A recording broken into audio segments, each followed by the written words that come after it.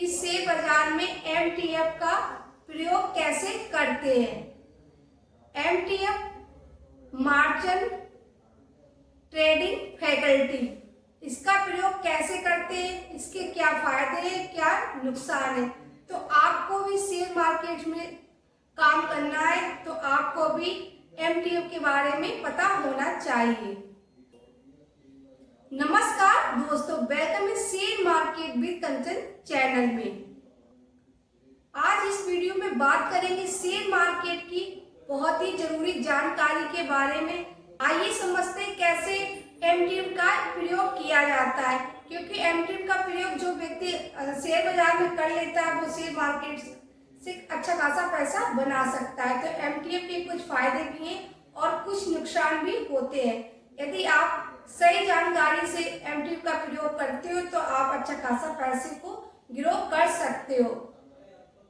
तो हर एक छोटी बड़ी जानकारी इस वीडियो में मिलने वाली है एमटीएफ के बारे में। सबसे पहले समझते हैं एमटीएफ क्या है।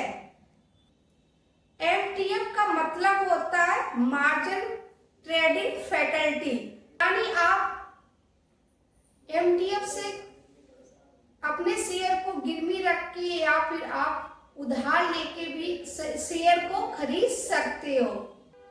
एग्जाम्पल से समझते हैं। मान लीजिए आपके पास 10,000 रुपए है, लेकिन आप मार्जिन फैकल्टी से आप 30 से 40,000 रुपए तक के शेयर को खरीद सकते हो। तो आप एमटीएफ के जरिए से कम पैसों में आप ज्यादा शेयर को भी खरीद सकते हो। ये सुविधा आपको बहुत से ऐसे थर्ड पार्टी ऐप होती है वहां पर ब्रोकरेज आपको मार्जिन फैकल्टी प्रोवाइड करते हैं। एग्जाम्पल से समझते हैं, जैसे जरोदा हो गया, एंजल वन हो गया, अप स्टॉक हो गया। इन ऐप के जरिए से आप एमटीएफ के जरिए से भी शेयर को खरीद सकते हो। मान लीजिए आपके पास 20,000 रुपए, आपने किसी भी शेयर में पैसे को इन्वेस्टमेंट किया है, लेकिन आपने एमटीएफ के थ्रू यदि स्टॉक को बाय किया है तो ऐसे में आपको 4 गुणे की लिमिट मिल जाती है और इससे आप 80,000 रुपए तक के शेयर को बाय कर सकते हो।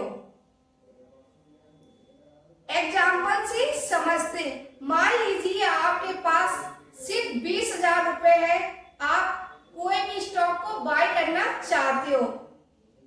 आपके पास 4 गुणे की एक लिमिट मिलती है, इससे आप 80,000 रुपए तक के शेयर को खरीद सकते हो। यानी कि आप 80,000 रुपए तक की ट्रेड कर सकते हो, लेकिन आपके पास 20,000 रुपए तब भी आप 4 गुणे की लिमिट से आप 80,000 रुपए तक की ट्रेड कर सकते हो।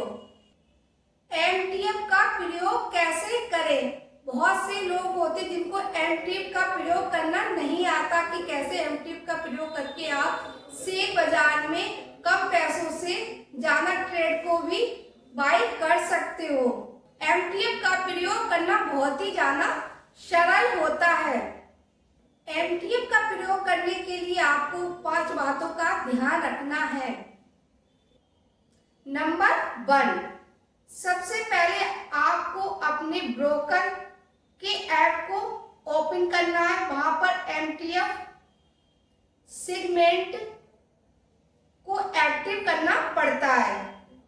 नंबर 2, उसके बाद आप किसी भी स्टॉक को बाय कर सकते हो।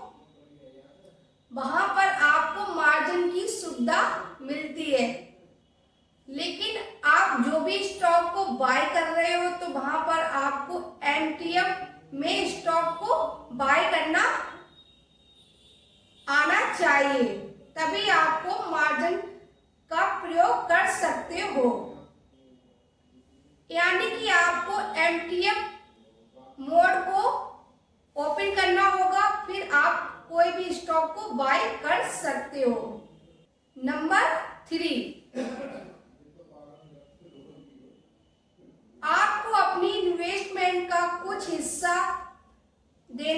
है, बाकी जो भी पैसा होता है ब्रोकर, जो भी नंबर 4, जो भी आपके पास शेयर पहले से खरीदे हुए होते वो आपको गिरवी रखने पड़ते हैं। उसके बदले में वहां के जो ब्रोकर होते हैं वो आपको एमटीएफ के जरिए से आपको पैसा देते हैं, यानी कि आपको अपने शेयर को प्लेस करना पड़ता है। जब भी आप नंबर 5, जब भी आप जो भी स्टॉक को बाय करते हो तब उसे सेल करते हो तो ब्रोकर अपना इंटरेस्ट ले लेता है और जो भी अमाउंट होता है वो आपका अमाउंट वापस आपको मिल जाता है। अब बात करते हैं एमटीएफ के फायदे। तो एमटीएफ के कुछ ऐसे फायदे भी होते हैं जिसे आप सीख लेते हो तो आपका पैसा ग्रो होने लगता है, क्योंकि आपको कम पैसों में ज्यादा ट्रेड करने को मिल जाती है। नंबर 1, बाइंग पावर बढ़ जाती है और कम पैसों से भी आप शेयर को खरीद सकते हो। नंबर 2, शॉर्ट टर्म में आपके पास एक अपॉर्चुनिटी होती है, यानी कि आपके पास एक मौका होता है कि आप शॉर्ट टर्म में स्टॉक को बाय कर सकते हो। जहां पर आपको एक रैली दिख रही हो कि वहां पर आपको स्टॉक में तेजी, तो आप भी शॉर्ट टर्म में स्टॉक को बाय कर सकते हो। यदि आपके पास पैसे बहुत ही कम है तब भी आप स्टॉक को बाय कर सकते हो मार्जिन के थ्रू। नंबर 3, पोर्टफोलियो डाइवर्सिफिकेशन भी कर सकते हो। आपको एक ही स्टॉक में या एक ही सेक्टर में पैसे को इन्वेस्टमेंट नहीं करना है, आपको अलग अलग सेक्टर और स्टॉक में इन्वेस्टमेंट कर सकते हो। अब बात करते हैं एमटीएफ के नुकसान। तो एमटीएफ के कुछ फायदे भी है तो उसके कुछ नुकसान भी होते हैं। आपको कुछ ऐसे जानकारी भी होनी चाहिए कि एमटीएफ में कुछ नुकसान भी होते हैं, तो आपको दोनों चीजों को ध्यान रख के ही स्टॉक को बाय करना चाहिए, एमटीएफ में स्टॉक को खरीदना चाहिए। आइए जानते हैं वो कौन से नुकसान होने के चांसेस हैं। नंबर 1, इंटरेस्ट देना पड़ता है। ब्रोकर एमटीएफ में डेली आपको 10 से 18% का इंटरेस्ट लेता है। नंबर 2, रिस्क बढ़ जाता है। यदि आपने एमटीएफ में स्टॉक को बाय किया है लेकिन स्टॉक में गिरावट होने लगती है तो ऐसे में आपका रिस्क भी और भी ज्यादा बढ़ जाता है। तो आपका जो इंटरेस्ट रेट होगा वो आपको डेली देना पड़ेगा, चाहे आपको स्टॉक में कितनी ज्यादा गिरावट होने लगी हो। तो जब तक आपके पोर्टफोलियो में शेयर रहेगा आपको जब तक इंटरेस्ट देना पड़ेगा। मार्जिन कॉल का खतरा।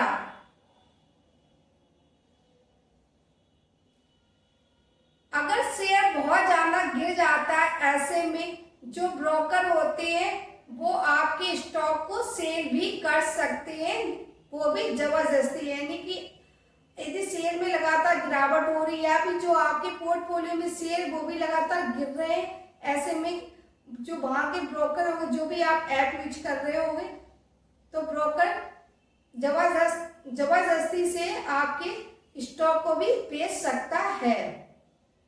नंबर 4, यदि आप इंटरेस्ट लेकर लॉन्ग टर्म के लिए शेयर को बाय करते हो तो ऐसे में आपको डेली इंटरेस्ट देना पड़ेगा। तो ये आपका सबसे बड़ा खतरा होता है कि यहाँ पर आपको डेली इंटरेस्ट देना पड़ेगा, चाहे आप लगातार शेयर में गिरावट हो रही हो तब भी आपको इंटरेस्ट रेट जो भी होगा वो आपको डेली देना पड़ेगा।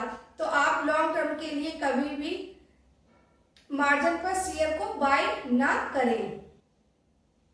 दोस्तों मैं आपको एक ऐसी टिप्स दे रही हूँ, यदि आप भी एमटीएफ में स्टॉक को बाय करते हो तो आपको हमेशा ही शॉर्ट टर्म ट्रेडिंग के लिए एमटीएफ का यूज करना चाहिए। इसके साथ ही आपको हमेशा स्टॉप लॉस लगाना चाहिए। जब भी आप स्टॉक को बाय करें तो आपको एक छोटा सा स्टॉप लॉस जरूर लगाना है। इंटरेस्ट रेट और चार्ज को जरूर चेक करें। एमटीएम में हमेशा ऐसे स्टॉक को ले जो फंडामेंटली काफी ज्यादा स्ट्रॉन्ग हो।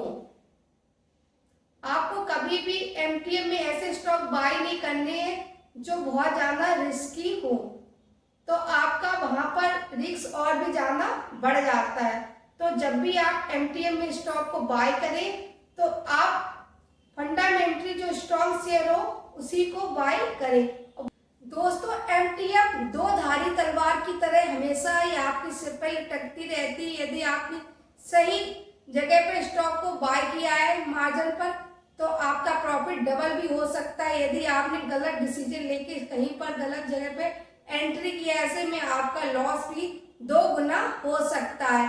तो जब भी आप एमटीएम में स्टॉक को बाय करें तो आपको हमेशा स्टॉप लॉस का ध्यान रखना है। तो आपको हमेशा स्टॉप लॉस लगाना है। इसके साथ ही आप हमेशा शॉर्ट टर्म के लिए एमटीएम का यूज करें।